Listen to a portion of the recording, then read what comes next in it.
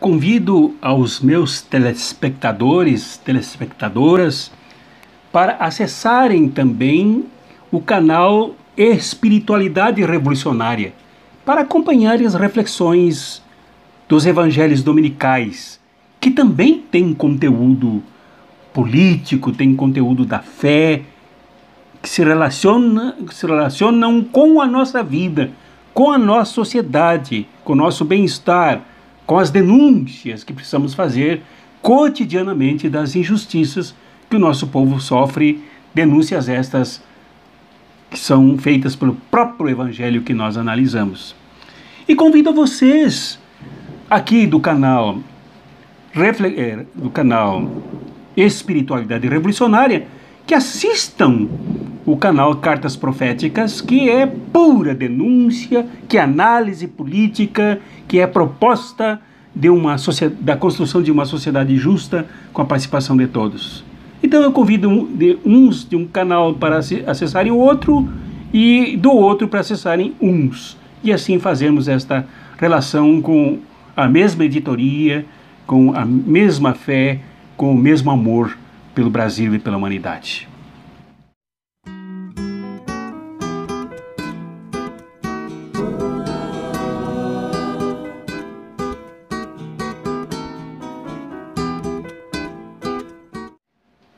O Evangelho de São Mateus, no capítulo 5, do versículo 38 ao versículo 48, que é da liturgia do 7º domingo do tempo comum, deste 23 de fevereiro de 2020, nos propõe um tema extremamente preocupante, mas absolutamente necessário, que eu diria assim que é o cerne da proposta do ministério de Jesus, que é a questão do amor.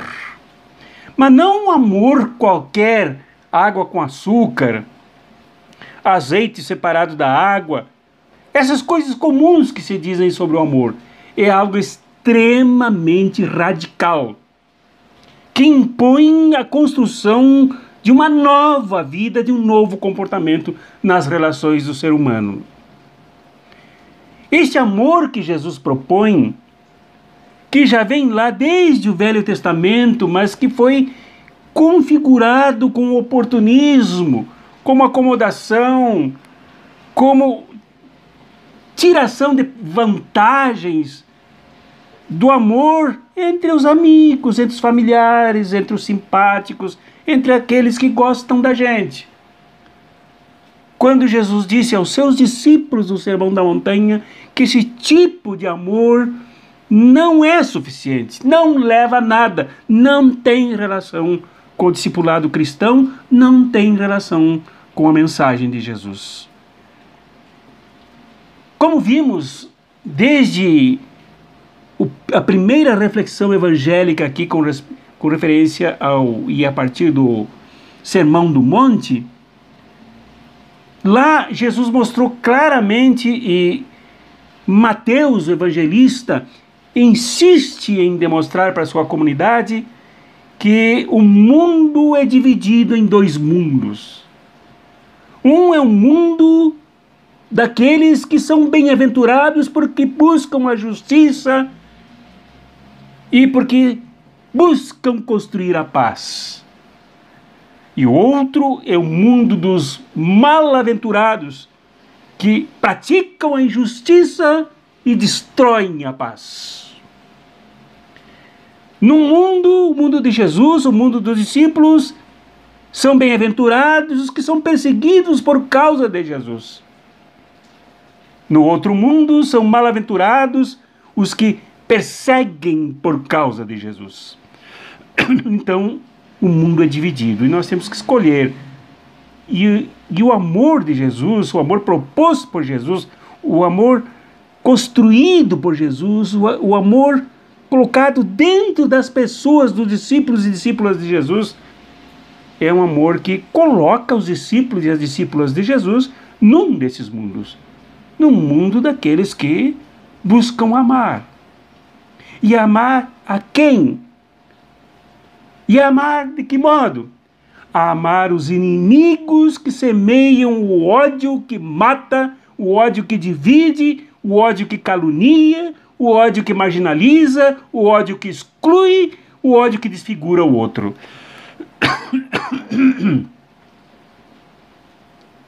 Então, Jesus manda amar a esses que produzem o ódio. A amar os inimigos. Porque há reconhecimento de que no mundo do outro lado, no mundo de lá, há inimigos contra os daqui. E há inimigos que, inclusive, se colocam entre os daqui.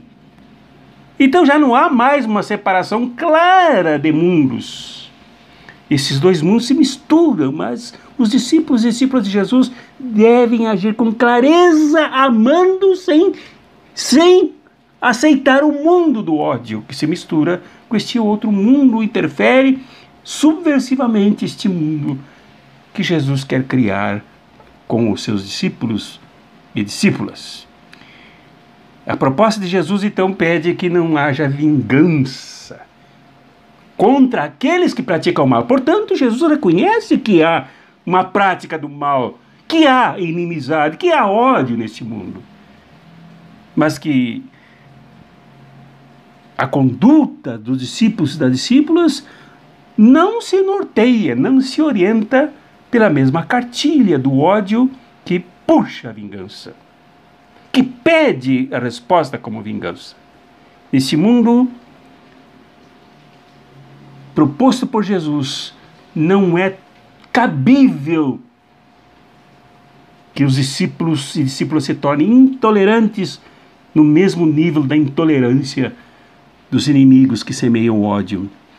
Então aí eu tiraria 3 lições. A primeira, que esta proposta de Jesus é uma proposta de amar até os inimigos, de não seguir o olho por olho, dente por dente. Lei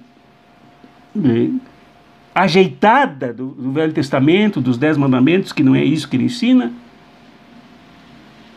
e que se tornou legalismo. Jesus então propõe uma libertação do legalismo, que faz o amor dos legalistas se tornar pura adaptação conveniente aos amigos e familiares. Não, tá bem. Então eu não vou brigar, porque afinal somos amigos, somos da mesma família, somos do mesmo time, somos isso, somos aquilo, tratamos os mesmos interesses. Jesus propõe uma libertação deste legalismo oportunista e conformista. O amor de Jesus é muito superior a isso. Segundo, Jesus ensina os seus discípulos lá no alto do monte a amarem de tal forma, dentro de um mundo que encharca todo o ambiente das relações humanas de ódio e de vingança, que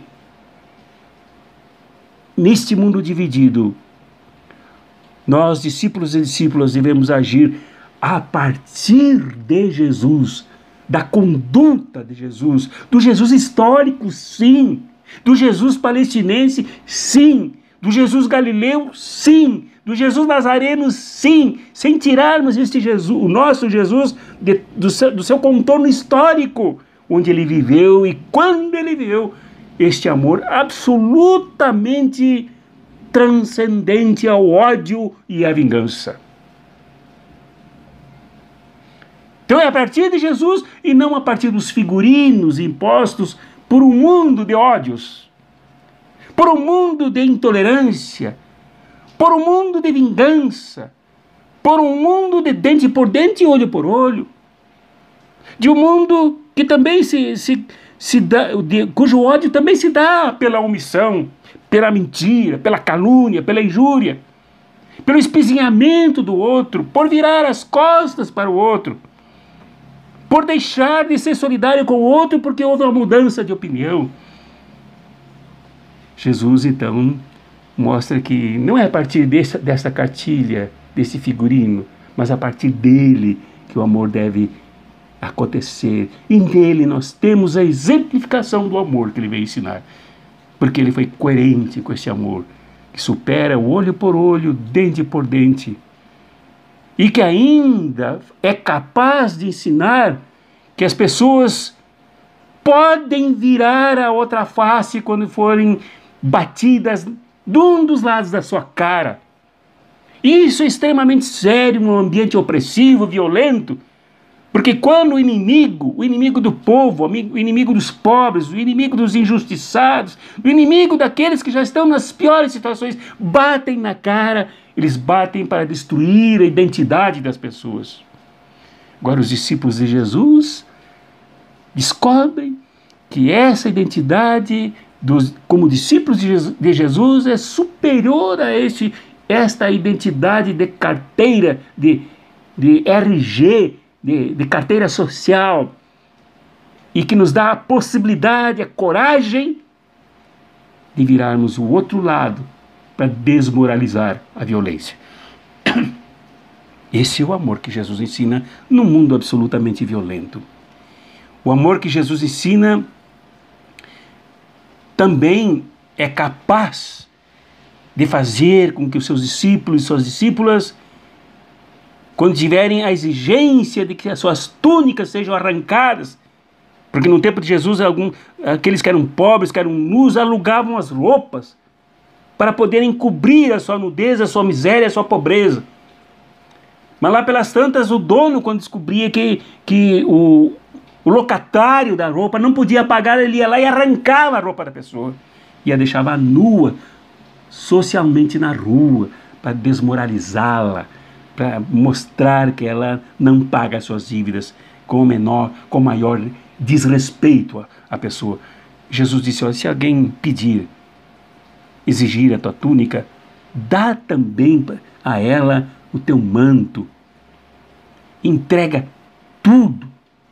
Como aliás fez São Francisco de Assis com seu próprio pai, que entregou tudo, saiu nu para desmoralizar aquele que só exigia as coisas aparentes, materiais, como consumo, como acúmulo de riquezas, como capital e tal. Esta é a moral daqueles que são capazes de amar que Jesus ensina. E finalmente Jesus ensina aquele que é arrastado pelos soldados, obrigado, aquele palestino, o israelita que é obrigado a carregar o fardo, carregar os equipamentos do soldado, mesmo sendo judeu, mesmo sendo palestino, que desonra as suas origens e trai as suas origens e passa a ser um soldado romano para oprimir o seu próprio povo. Jesus disse: se te exigir que caminhe 1 quilômetro, vai com ele 2, para mostrar que a decisão moral não está no poder militar dele, no poder opressivo dele, no poder romano do império que ele serve, mas naquele que é meu discípulo e minha discípula. É ali que está o poder de decidir, e mais um pouco, para aproveitar e caminhar com o soldado e ensiná-lo o que é dignidade, o que é capacidade de amar. Então, na verdade, o amor de Jesus desmoraliza isso tudo que está nessa sociedade. Quando se fala em amor aqui, é conveniência. Quando se fala amor aqui, é acerto. Quando se fala amor aqui, com tapinha nas costas, é oportunismo. O amor de Jesus não tem nada a ver com isso. O amor de Jesus é a resistência ativa, não é conformação, não é subserviência, não é a tola não violência. É resistência daqueles que sabem que não devem entrar no mesmo sistema violento dos que expelem ódio, dos que se comportam com ódio, com discriminação, com preconceitos, com intolerância, e que nós não podemos reagir a esse ódio com a vingança, até porque as pessoas espalhadas não têm como, com vingança, resolver o problema do ódio dominante, do ódio daqueles que se agrupam, do ódio daqueles que se organizam, que se miliciam para destruir as pessoas. Porque esta resistência está num grande projeto que Jesus mostrou aqui neste Evangelho. Eu dissermos perfeitos como perfeito é o Pai, é nosso Pai. O Pai cujo rosto Ele vem mostrar. O Pai de quem Ele vem mostrar num projeto de amor, que é capaz de nos fazer justos, como justos e perfeito é nosso Pai. A perfeição aqui vem pela capacidade de amar, amar transcendendo todos os limites. Nada de usar Deus como justificativa para o ódio e para a vingança. Ou então de pedir para Deus ir lá acalmar os ânimos dos que odeiam e dos que se vingam, mas em nome dele amarmos,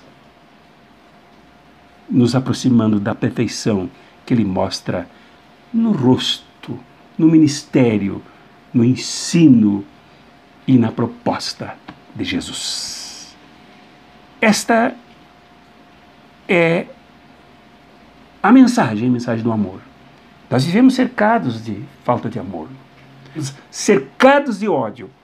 O ódio daqueles que fazem sinal de arminha, o ódio daqueles que são capazes de mentir, o ódio daqueles que são capazes de negar a miséria dos pobres e se aproximarem dos ricos para se beneficiarem, o ódio daqueles que se omitem diante do sofrimento dos outros, o ódio daqueles que se calam quando deveriam denunciar, o ódio daqueles que fecham os olhos quando deveriam abri-los para enxergar, o ódio daqueles que tapam os ouvidos quando deveriam abri-los para escutar os gemidos das dores dos que sofrem por causa do ódio, o ódio dos opressores, o ódio do desemprego, o ódio da indignação e da indignidade das pessoas, o ódio que se transforma em enchente por causa das pessoas que são abandonadas em cima dos morros, o ódio de todas as formas que acaba matando as pessoas. E não adianta a mera vingança. É preciso destruir a estrutura do ódio. É preciso destruir a estrutura daqueles que se apoiam para odiar, para que eles, caindo de lá, como diz no canto de Maria, os poderosos caindo dos seus tronos, eles se enxerguem, nos enxerguem, percebam que o único caminho é o caminho do amor. O amor que é capaz de se afirmar nos seus discípulos e nas suas discípulas, nos discípulos e discípulas de Jesus, nos cristãos e nas cristãs, de verdade, e não só de interior de templo de igreja, de dizimistas, de ritualistas, de sacramentalistas que acham que basta rezar e mandar Deus em fazer as coisas, sem que nós tenhamos o protagonismo, a ação, para interferirmos amorosamente neste mundo. Em nome do Pai, do Filho e do Espírito Santo. Amém.